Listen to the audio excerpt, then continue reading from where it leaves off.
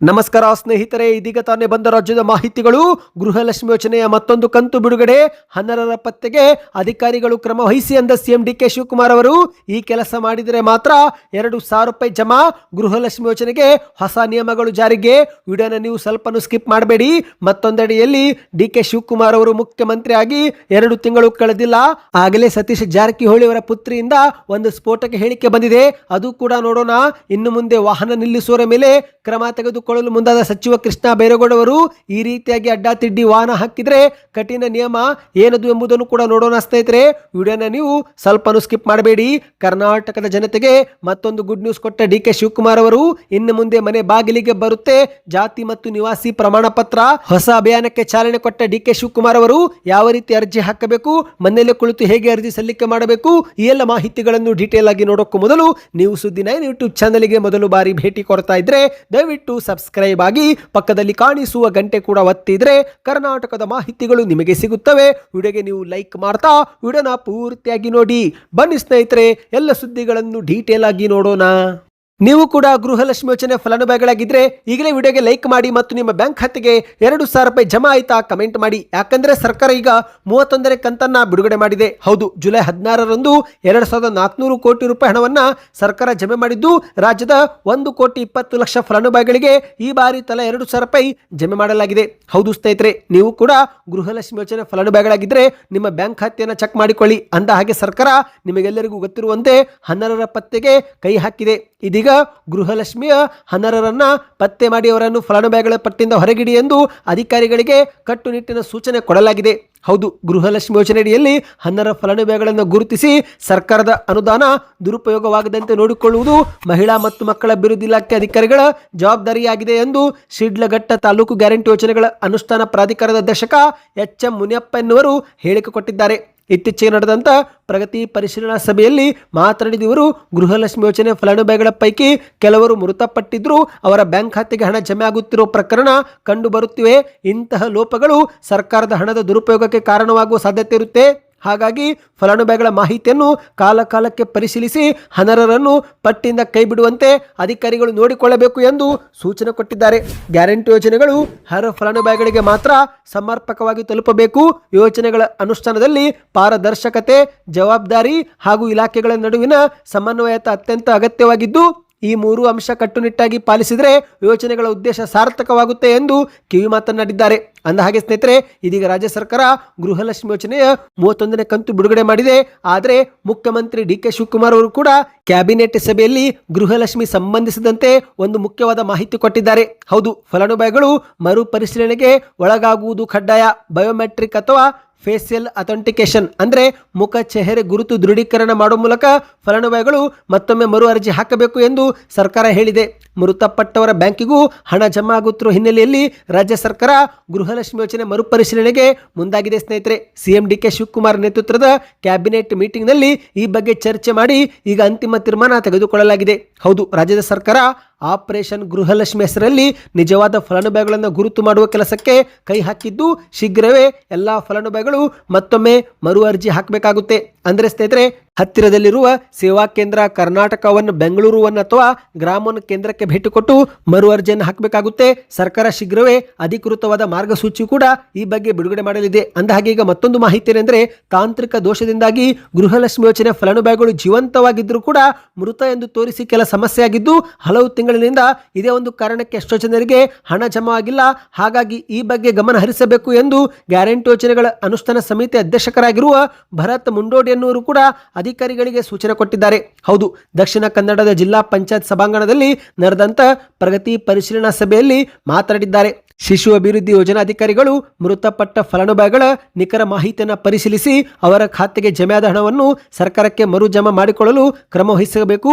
ಅದೇ ರೀತಿ ತಾಂತ್ರಿಕ ಕಾರಣದಿಂದ ಜೀವಂತವಾಗಿದ್ದರೂ ಕೂಡ ಮೃತ ಎಂದು ತೋರಿಸಲಾಗುತ್ತಿದ್ದು ಅದನ್ನು ಕೂಡ ಸರಿಪಡಿಸಬೇಕು ಎಂದು ಹೇಳಿದ್ದಾರೆ. ಬನ್ನಿ ಗೆಳೆಯರೆ, ಮತ್ತೊಂದು ಮಾಹಿತಿಗೆ ಹೋಗೋಣ. ರಾಜ್ಯದಲ್ಲಿ ಮುಖ್ಯಮಂತ್ರಿಯಾಗಿ ಡಿಕೆ ಶಿವಕುಮಾರ್ ಅವರು 2 ತಿಂಗಳು ಕೂಡ ಕಳೆದಿಲ್ಲ. ಆಗಲೇ ಮುಂದಿನ ಮುಖ್ಯಮಂತ್ರಿ ಬಗ್ಗೆ ಮತ್ತೊಮ್ಮೆ ಚರ್ಚೆ ಶುರುವಾಗಿದೆ. ಹೌದು ಗೆಳೆಯರೆ, ಕಾಂಗ್ರೆಸ್ನಲ್ಲಿ ಇತ್ತೀಚೆಗಷ್ಟೇ ಮುಖ್ಯಮಂತ್ರಿ ಬದಲಾಗಿರುವುದು ಎಲ್ಲರಿಗೂ ಗೊತ್ತೇ ಇದ್ದು ಕಳೆದ 3 ವರ್ಷಗಳಿಂದ ಸಿಎಂ ಆಗಿದ್ದಂಥ ಸಿದ್ದರಾಮಯ್ಯನವರು ಅಧಿಕಾರವನ್ನು ಈಗ ಡಿಕೆ ಶಿವಕುಮಾರ್ ಅವರಿಗೆ ಕೊಟ್ಟಿದ್ದಾರೆ. ಇನ್ನು ಡಿ.ಕೆ. ಶಿವಕುಮಾರ್ ಅವರು ಜೂನ್ 3ರಂದು ಮುಖ್ಯಮಂತ್ರಿಯಾಗಿ ಪ್ರಮಾಣ ವಚನ ಸ್ವೀಕಾರ ಮಾಡಿದ್ದು, ಈಗ ಆಗಸ್ಟ್ 3ಕ್ಕೆ 2 ತಿಂಗಳು ಕೂಡ ಪೂರ್ತಿ ಆಗುತ್ತೆ. ಆದರೆ ಈಗ ಸಿಎಂ ಆಗಿ ಇನ್ನೂ 1.5 ತಿಂಗಳು ಕೂಡ ಮುಗಿದಿಲ್ಲ, ಆಗಲೇ ಮುಖ್ಯಮಂತ್ರಿ ಹುದ್ದೆಗೆ ಮತ್ತೊಬ್ಬರ ಹೆಸರು ಕೇಳಿ ಬರ್ತಾ ಇದೆ. ಹೌದು ಸ್ನೇಹಿತರೆ, ಬೇರೆ ಯಾರದ್ದು ಅಲ್ಲ, ಸತೀಶ್ ಜಾರಕಿಹೊಳಿ ಅವರ ಹೆಸರು ಈಗ ಕೇಳಿ ಬಂದಿದೆ. ಹೌದು ಸ್ನೇಹಿತರೆ, ನಿಮಗೆಲ್ಲರಿಗೂ ಗೊತ್ತಿರುವಂತೆ ಸತೀಶ್ ಜಾರಕಿಹೊಳಿ ಅವರ ಹೆಸರು ಬಹಳ ದಿನದಿಂದಲೂ ಕೂಡ ಸಿಎಂ ಸ್ಥಾನದ ಲಿಸ್ಟ್ ನಲ್ಲಿದೆ. ಈಗ ಮತ್ತೆ ಮುಂದಿನ ಮುಖ್ಯಮಂತ್ರಿ ಸತೀಶ್ ಜಾರಕಿಹೊಳಿ ಎಂಬ ಮಾತು ಕೇಳಿ ಬಂದಿದ್ದು, ಈ ಒಂದು ಹೇಳಿಕೆ ಕೊಟ್ಟಿದ್ದು ಬೇರೆ ಯಾರು ಅಲ್ಲ, ಸ್ವತಃ ಅವರ ಪುತ್ರಿ ಸಂಸದೆ ಪ್ರಿಯಾಂಕಾ ಜಾರಕಿಹೊಳಿ ಅವರು ಮುಂದಿನ ಮುಖ್ಯಮಂತ್ರಿ ಸತೀಶ್ ಜಾರಕಿಹೊಳಿ ಎಂದು ಘೋಷಣೆ ಮಾಡಿದ್ದಾರೆ. ಅಥಣಿ ತಾಲೂಕಿನಲ್ಲಿ ಐಗಳಿ ಗ್ರಾಮದಲ್ಲಿ ಮಾಧ್ಯಮಗಳ ಮುಂದೆ ಮಾತನಾಡಿದಂತ ಪ್ರಿಯಾಂಕಾ ಜಾರಕಿಹೊಳಿ ಅವರು 2028ರ ವಿಧಾನಸಭಾ ಚುನಾವಣೆಯಲ್ಲಿ ಕಾಂಗ್ರೆಸ್ ಮತ್ತೊಮ್ಮೆ ಅಧಿಕಾರಕ್ಕೆ ಬರಲಿದ್ದು, ಆಗ ಸತೀಶ್ ಜಾರಕಿಹೊಳಿ ಅವರೇ ಸಿಎಂ ಆಗಲಿದ್ದಾರೆ ಎಂದು ಮಾಧ್ಯಮಗಳ ಮುಂದೆ ಹೇಳಿದ್ದಾರೆ. ಅಷ್ಟು ಮಾತ್ರವಲ್ಲ ಸ್ನೇಹಿತರೆ, ನಮ್ಮ ತಂದೆ ಮುಖ್ಯಮಂತ್ರಿ ಆಗಬೇಕು ಎನ್ನುವುದು ನಮ್ಮ ಕುಟುಂಬದ ಆಶಯವಲ್ಲ, ರಾಜ್ಯದ ಜನರ ಆಶೀರ್ವಾದದ ಮೇಲೆ ಅದು ಅವಲಂಬಿತವಾಗಿದೆ. 2028ರಲ್ಲಿ ಕಾಂಗ್ರೆಸ್ ಅಧಿಕಾರಕ್ಕೆ ಬಂದಾಗ ಮುಖ್ಯಮಂತ್ರಿ ಹುದ್ದೆ ಸತೀಶ್ ಜಾರಕಿಹೊಳಿ ಅವರಿಗೆ ಸಿಗುತ್ತೆ ಎಂದು ಪ್ರಿಯಾಂಕಾ ಜಾರಕಿಹೊಳಿ ಅವರು ಹೇಳಿಕೆ ಕೊಟ್ಟಿದ್ದು, ಸದ್ಯ ಆ ಒಂದು ವಿಡಿಯೋ ಸಾಮಾಜಿಕ ಜಾಲತಾಣದಲ್ಲಿ ಭಾರಿ ವೈರಲ್ ಆಗಿದೆ. ಬನ್ನಿ ಗೆಳೆಯರೆ, ಮತ್ತೊಂದು ಮಾಹಿತಿಗೆ ಹೋಗೋಣ. ಇದೀಗ ರಾಜಧಾನಿ ಬೆಂಗಳೂರಿನ ಅಭಿವೃದ್ಧಿ ಸಚಿವರಾಗಿರುವ ಕೃಷ್ಣ ಬೈರೇಗೌಡ ಅವರು ಅಧಿಕಾರ ವಹಿಸಿಕೊಂಡ ಮೊದಲ ದಿನದಿಂದಲೇ ಬೆಂಗಳೂರು ಅಭಿವೃದ್ಧಿಗಾಗಿ ಒಂದಿಲ್ಲ ಒಂದು ಕ್ರಮವನ್ನು ತೆಗೆದುಕೊಳ್ಳುತ್ತಲೇ ಬಂದಿದ್ದಾರೆ. ಹೌದು ಗೆಳೆಯರೆ, ಫುಟ್ಪಾತ್ ತೆರವು ಬೆನ್ನಲ್ಲೇ ಈಗ ಅನಾಥ ವಾಹನಗಳ ತೆರವು ಕಾರ್ಯಾಚರಣೆಗೆ ಕೈ ಹಾಕಿದ ಇವರು ಈಗ ಅಡ್ಡ ತಿಡ್ಡಿ ವಾಹನ ನಿಲ್ಲಿಸುವವರಿಗೆ ಕಠಿಣ ಎಚ್ಚರಿಕೆ ಕೊಟ್ಟಿದ್ದಾರೆ. ಹೌದು, ಜನರು ನನ್ನ ಬಗ್ಗೆ ಏನಾದರೂ ಅನ್ಕೊಳ್ಳಲಿ, ನಾನು ನಿಷ್ಠುರವಾದರೂ ಕೂಡ ಚಿಂತೆ ಇಲ್ಲ, ಬೆಂಗಳೂರು ಅಭಿವೃದ್ಧಿ ಆಗಬೇಕಂದ್ರೆ ನಾನು ಈ ಕ್ರಮ ತೆಗೆದುಕೊಳ್ಳಲೇಬೇಕು ಎಂದು ಮಾಧ್ಯಮಗಳ ಮುಂದೆ ಹೇಳಿಕೆ ಕೊಟ್ಟಿದ್ದಾರೆ. ಹೌದು ಸ್ನೇಹಿತರೆ, ಈಗ ಬೆಂಗಳೂರಿನ ಗ್ರೇಟರ್ ಬೆಂಗಳೂರು ಪ್ರಾಧಿಕಾರ ವ್ಯಾಪ್ತಿಯಲ್ಲಿ ಬೀದಿ ಬದಿ ವ್ಯಾಪಾರಿಗಳ ಒತ್ತುವರಿ ತೆರವು ಕಾರ್ಯಾಚರಣೆ ನಂತರ ಅನಾಥ ವಾಹನಗಳ ಜಪ್ತಿಗೆ ಸರ್ಕಾರ ಮುಂದಾಗಿದೆ. ಹೌದು, ಗಾಂಧಿನಗರ ವಿಧಾನಸಭಾ ಕ್ಷೇತ್ರದ ವರಾಹಿ ದೇವಸ್ಥಾನದ ಬಳಿ ಹಲವು ದಿನಗಳಿಂದ ನಿಂತು ಧೂಳು ಹಿಡಿದಂತ ವಾಹನಗಳ ಟೋಯಿಂಗ್ ಕಾರ್ಯಕ್ಕೆ ಸಚಿವ ಕೃಷ್ಣ ಬೈರೇಗೌಡ ಅವರು ಸಾಂಕೇತಿಕವಾಗಿ ಚಾಲನೆ ಕೊಟ್ಟಿದ್ದಾರೆ. ಹೌದು, ಅಸ್ತ್ರಂ ಎನ್ನುವ ತಂತ್ರಾಂಶದಲ್ಲಿ ಈವರೆಗೆ ಗುರುತು ಮಾಡಿರುವ ಅನಾಥ ವಾಹನಗಳ ಮಾಹಿತಿಯನ್ನು ಸರ್ಕಾರ ಹಂಚಿಕೊಂಡಿದೆ. ಹೌದು ಸ್ನೇಹಿತರೆ, ಮಾಹಿತಿಯ ಪ್ರಕಾರ 2751 ಮತ್ತು 1498 ಈ ಒಂದು ಸಂಖ್ಯೆ ಆಗಿದೆ. ಅಂದ್ರೆ 2751 ಗುರುತು ಮಾಡಿರುವ ವಾಹನಗಳು, 1498 ಇನ್ನು ಗುರುತು ಮಾಡಿಲ್ಲ. ಒಟ್ಟಾರೆಯಾಗಿ 4249 ವಾಹನಗಳನ್ನ ಸರ್ಕಾರ ಜಪ್ತಿ ಮಾಡಿದೆ. ವಾಹನ ಮಾಲೀಕರು ನಿಮ್ಮ ವಾಹನವನ್ನ ದಂಡ ಕಟ್ಟುವ ಮೂಲಕ ಬಿಡಿಸಿಕೊಂಡು ಹೋಗಬೇಕು, ಇಲ್ಲವೆಂದರೆ ಸರ್ಕಾರವೇ ಹರಾಜು ಹಾಕಲಿದೆ ಎಂದು ಮಾಹಿತಿ ಕೊಟ್ಟಿದ್ದಾರೆ ಸ್ನೇಹಿತರೆ. ಸುದ್ದಿಗಾರರ ಮುಂದೆ ಮಾತನಾಡಿದಂಥ ಸಚಿವ ಕೃಷ್ಣ ಬೈರೇಗೌಡ ಅವರು, ರಸ್ತೆ ಸಾರ್ವಜನಿಕರ ಆಸ್ತಿ, ಆದರೆ ಕೆಲವರು ರಸ್ತೆ ಬದಿಯಲ್ಲೇ ಯಾವುದೋ ಕಾರಣಕ್ಕೆ ತಮ್ಮ ವಾಹನವನ್ನು ನಿಲ್ಲಿಸಿ ವರ್ಷಗಳೇ ಕಳೆದರೂ ಅಲ್ಲಿಂದ ತೆಗೆಯದೆ ರಸ್ತೆಗಳನ್ನು ತಮ್ಮ ಸ್ವಂತ ಆಸ್ತಿ ಎನ್ನುವಂತೆ ವರ್ತಿಸುತ್ತಿರುವುದು ಸರಿಯಲ್ಲ. ಇದರಿಂದ ಇತರೆ ವಾಹನ ಸವಾರರು ಮತ್ತು ಪಾದಚಾರಿಗಳಿಗೂ ಕೂಡ ತೊಂದರೆ ಆಗ್ತಾ ಇದೆ. ಪದೇ ಪದೇ ಟ್ರಾಫಿಕ್ ಸಮಸ್ಯೆಯೂ ಕೂಡ ಆಗ್ತಾ ಇದೆ. ಹೀಗಾಗಿ ನಾವು ಕಳೆದ 10 ದಿನಗಳ ಹಿಂದೆನೆ ಈ ಎಲ್ಲ ವಾಹನಗಳನ್ನು ತೆರವು ಮಾಡಲು ಸ್ಟಿಕರ್ ಅನ್ನು ಅಂಟಿಸಿದ್ದೆವು. ಆದರೆ ಇದುವರೆಗೆ ಮಾಲೀಕರು ತಮ್ಮ ವಾಹನ ತೆರವುಗೊಳಿಸಿಲ್ಲ. ಆದ ಕಾರಣ ನಾವು ವಾಹನಗಳನ್ನು ಟೋಯಿಂಗ್ ಮಾಡುತ್ತಿದ್ದೇವೆ ಎಂದು ಮಾಧ್ಯಮಗಳ ಮುಂದೆ ಹೇಳಿದ್ದಾರೆ. ಸ್ನೇಹಿತರೆ, ನೀವು ಕೂಡ ಬೆಂಗಳೂರಿನವರಾಗಿ ಕಮೆಂಟ್ ನಲ್ಲಿ ಬೆಂಗಳೂರು ಎಂದು ಕಮೆಂಟ್ ಮಾಡಿ. ಬನ್ನಿ ಗೆಳೆಯರೆ, ಕೊನೆಯ ಮಾಹಿತಿಗೆ ಹೋಗೋಣ. ರಾಜ್ಯದ ಮುಖ್ಯಮಂತ್ರಿ ಡಿ.ಕೆ. ಶಿವಕುಮಾರ್ ಅವರು ಕರ್ನಾಟಕದ ಜನರಿಗೆ ಮತ್ತೊಂದು ಸಿಹಿ ಸುದ್ದಿ ಕೊಟ್ಟಿದ್ದಾರೆ. ಹೌದು, ಈಗ ಕರ್ನಾಟಕ ಸರ್ಕಾರ ಜಾತಿ ಮತ್ತು ನಿವಾಸಿ ಪ್ರಮಾಣ ಪತ್ರವನ್ನ ಮನೆ ಬಾಗಿಲಿಗೆ ತಲುಪಿಸಲು ಕ್ರಮ ತೆಗೆದುಕೊಳ್ಳಲು ಮುಂದಾಗಿದೆ. ಬೆಂಗಳೂರು ಸೇರಿದಂತೆ ರಾಜ್ಯಾದ್ಯಂತ ಜಾತಿ ಮತ್ತು ನಿವಾಸಿ ಪ್ರಮಾಣ ಪತ್ರಕ್ಕೆ ಇನ್ನು ಮುಂದೆ ಕಚೇರಿಗಳಿಗೆ ಅಲೆದಾಡುವ ಅವಶ್ಯಕತೆ ಇಲ್ಲ ಎಂದು ಡಿ.ಕೆ. ಶಿವಕುಮಾರ್ ಅವರು ಮಾಹಿತಿ ಹಂಚಿಕೊಂಡಿದ್ದಾರೆ. ಹೌದು ಗೆಳೆಯರೆ, ಕಚೇರಿ ಅಲೆದಾಟ ತಪ್ಪಲಿದ್ದು ಜಾತಿ ಮತ್ತು ನಿವಾಸಿ ಪ್ರಮಾಣ ಪತ್ರ ಇನ್ನು ಮುಂದೆ ಮನೆ ಬಾಗಿಲಿಗೆ ಬರಲಿದೆ ಸ್ನೇಹಿತರೆ. ಈ ಬಗ್ಗೆ ಇವತ್ತು ನಡೆದಂತ ಕಂದಾಯ ಇಲಾಖೆಯ ವಿಶೇಷ ಅಭಿಯಾನ ಮತ್ತು ಶಾಶ್ವತ ನಿವಾಸ ಪ್ರಮಾಣ ಪತ್ರ ಸೇವೆಗೆ ಸಂಬಂಧಿಸಿದಂತೆ ಸಭೆಯೊಂದರಲ್ಲಿ ಡಿ.ಕೆ. ಶಿವಕುಮಾರ್ ಮತ್ತು ಉಪಮುಖ್ಯಮಂತ್ರಿ ಪರಮೇಶ್ವರ್ ಅವರು ಈ ಒಂದು ಯೋಜನೆಗೆ ಚಾಲನೆ ಕೊಟ್ಟು ಮಾಹಿತಿ ಕೊಟ್ಟಿದ್ದಾರೆ. ರಾಜ್ಯಾದ್ಯಂತ ಒಟ್ಟು 4,85,00,000 ಡಿಜಿಟಲ್ ಜಾತಿ ಪ್ರಮಾಣ ಪತ್ರವನ್ನ ಆಯಾ ಗ್ರಾಮವಾರು ವಿಂಗಡಿಸಿ PDF ರೂಪದಲ್ಲಿ ಜಿಲ್ಲಾಧಿಕಾರಿಗಳಿಗೆ ಒದಗಿಸುತ್ತೇವೆ. ಅವುಗಳನ್ನು ಮನೆ ಬಾಗಿಲಿಗೆ ಅಧಿಕಾರಿಗಳು ತಲುಪಿಸಲಿದ್ದಾರೆ ಎಂದು ಮಾಹಿತಿ ಕೊಟ್ಟಿದ್ದಾರೆ.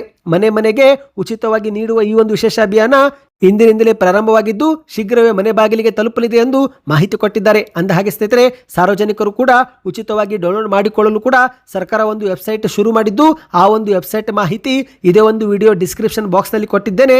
ನಾಡ ಕಚೇರಿ ಎಂಬ ಹೊಸ ವೆಬ್ಸೈಟ್ ಶುರು ಮಾಡಿದ್ದು ಕೇವಲ ಆಧಾರ್ ಕಾರ್ಡ್ ನಮೂದಿಸಿದ್ರೆ OTP ಬರುತ್ತೆ. ನಂತರ ಅಲ್ಲಿಂದ ನೀವು ಜಾತಿ ಮತ್ತು ನಿವಾಸಿ ಪ್ರಮಾಣ ಪತ್ರವನ್ನು ಡೌನ್ಲೋಡ್ ಮಾಡಿಕೊಳ್ಳಬಹುದು. ಈ ಬಗ್ಗೆ ನಿಮಗೆ ಒಂದು ಸಪರೇಟ್ ವಿಡಿಯೋ ಬೇಕಂದ್ರೆ ಕಮೆಂಟ್ ನಲ್ಲಿ ಜಾತಿ ನಿವಾಸಿ ಪ್ರಮಾಣ ಪತ್ರ ಕಮೆಂಟ್ ಮಾಡಿ ಸ್ನೇಹಿತರೆ. ಮತ್ತು ಡಿಸ್ಕ್ರಿಪ್ಷನ್ ಬಾಕ್ಸ್ ನಲ್ಲೂ ಕೂಡ ಎಲ್ಲ ಮಾಹಿತಿ ಕೊಟ್ಟಿದ್ದೇನೆ, ಅಲ್ಲಿಂದ ನೀವು ಮಾಹಿತಿ ಪಡೆದುಕೊಳ್ಳಬಹುದು. ಮತ್ತು ಎಲ್ಲ ಮಾಹಿತಿಗಳು ನಿಮಗೆ ಇಷ್ಟವಾಗಿದ್ರೆ ದಯವಿಟ್ಟು ಚಾನೆಲ್ಗೆ ಸಬ್ಸ್ಕ್ರೈಬ್ ಮಾಡ್ಕೊಳ್ಳಿ, ವಿಡಿಯೋನ ಲೈಕ್ ಮಾಡ್ತಾ ಶೇರ್ ಮಾಡಿ.